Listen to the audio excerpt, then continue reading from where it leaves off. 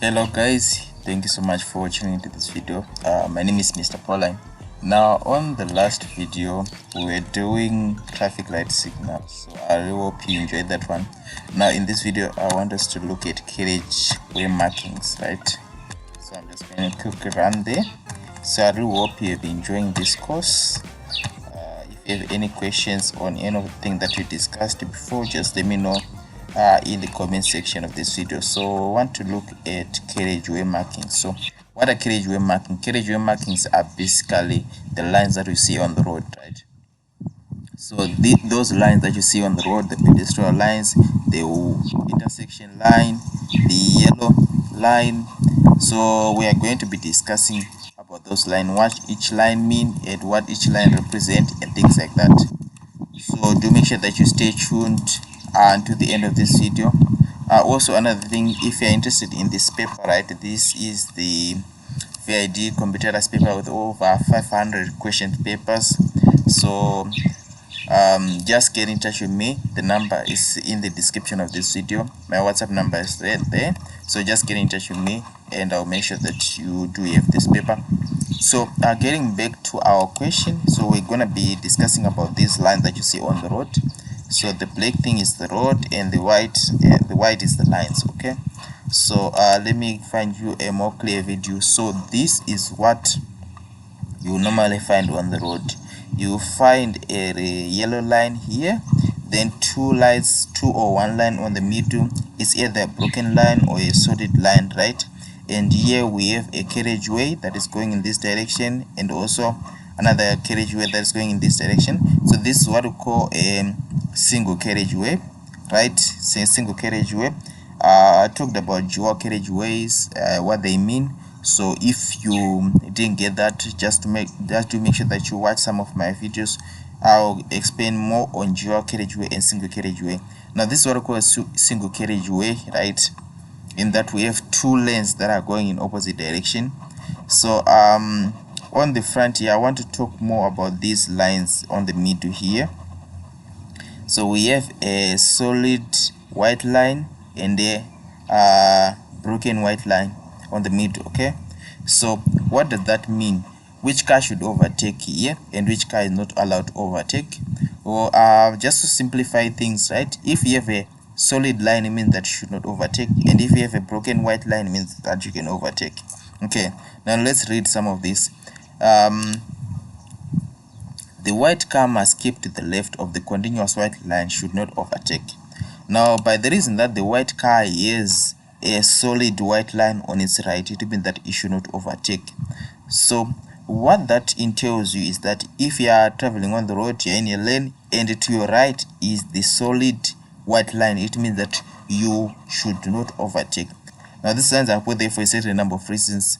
The first one being to protect you, the first one being for your safety. It may be that you're facing a blind rise. In that instance, you should see a solid white line on your right, or it may be that you are also facing a curve, or you are doing a curve. In that case, you cannot see the oncoming traffic very clearly, so you probably have that solid white line on your right. Okay, now this white car has the solid white line on its right, which means that it should not straddle or cross that line. Okay, so it should not overtake. So this white line should keep to the left of the continuous white line. So from here to here, this car should not overtake, and it should keep to the left of this white line. Then let's look at the yellow car. The yellow car may cross both the broken and continuous white line if the driver seems it's safe to do so. Okay, so by the reason that the yellow car has the white broken line, it can overtake, which means that it can straddle both this broken line and white line in the intent to overtake another slow moving vehicle if the driver seemed it's safe to do so. Okay, so basically that's what we are saying, right? The yellow car can overtake and the white car cannot overtake.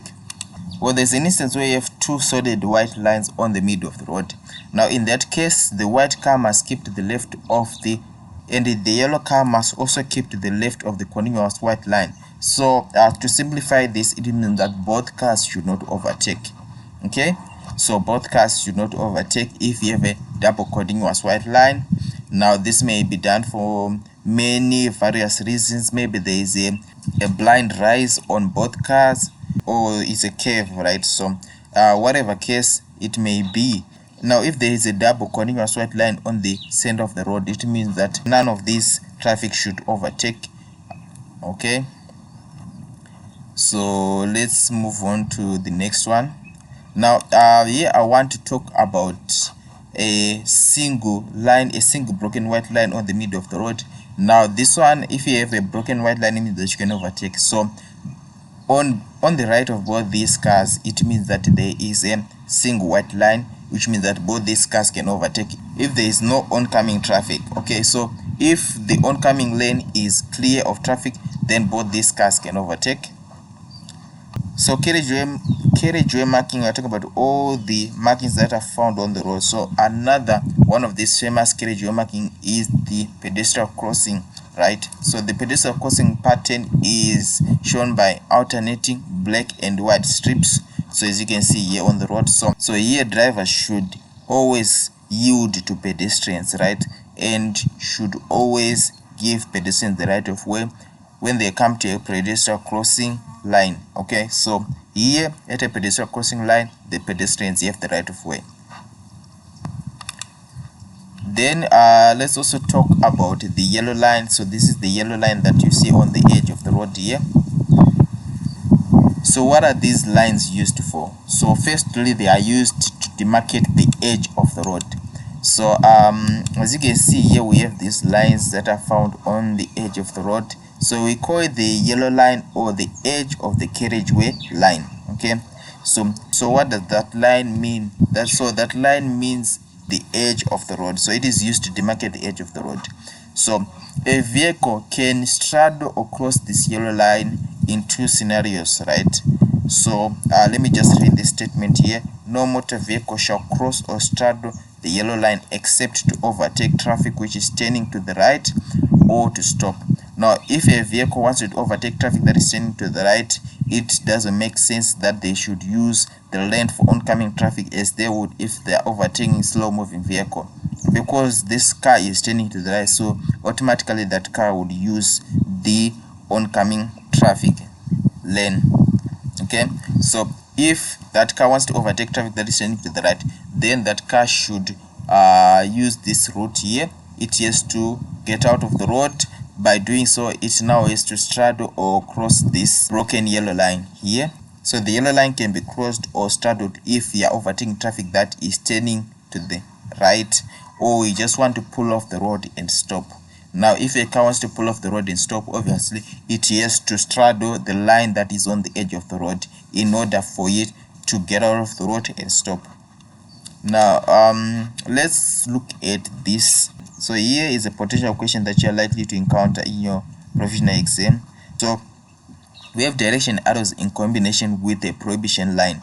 So what does that mean? Now if you can see clearly here, right, we have these direction arrows and also have prohibition lines. So prohibition lines are these continuous white line here. So they are said to have a regulatory effect, right? So they have a regulatory effect. Now what does that mean? It means that so you see this road is going in this direction here. So probably at this point I want you to imagine an intersection. Now an intersection is where road from different directions meet. So you do have an intersection here, right? So now it means that vehicles that are traveling in this lane, okay, after the intersection they should proceed straight. Okay, then we have vehicles that are traveling in this lane. Now after this intersection they should turn left. Okay, so or turn down. They should go in this direction, going down, right? They should turn left because we have an arrow here that is pointing to the left. Then here after this intersection they should turn right, so they should go in this direction. If you can see my cursor very clearly, going in this direction, going up, right? So this is done to control traffic and to maintain a proper flow of traffic. Okay, so what that means is that vehicles have all the way from here to here to change lane in the effort to make sure that once they get into this lane they are not allowed to change lane, because all the cars that are in this lane, they should turn left. So if you are going straight, you should make sure that you come to this lane here, right? And if there's a robot, you stop, and after the robot turns green, then you proceed and you go straight. Now it doesn't make sense that cars that are in this lane, they have to turn left here, going in this direction, going down, because what that will do is that will distract the flow of traffic that is in here, and also the flow of traffic that is here.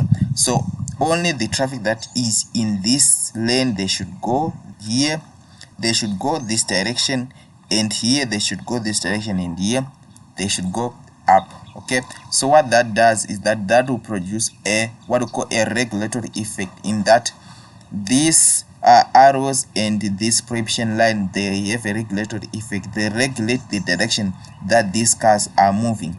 I want you to mark this statement very clearly, because that's a potential examinable statement. So direction arrows in combination with prohibition lines have a regulatory effect. So that's very important, right? So that's something that you should know.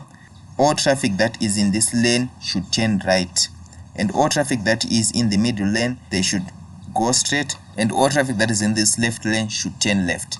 Now a question may come and say that if you are in a right only lane, should you turn left? The answer obviously false, because here you're in a right only lane, which means that you should turn right. Okay, so that's what we mean, guys, when you talk about direction arrows in combination with prohibition lines.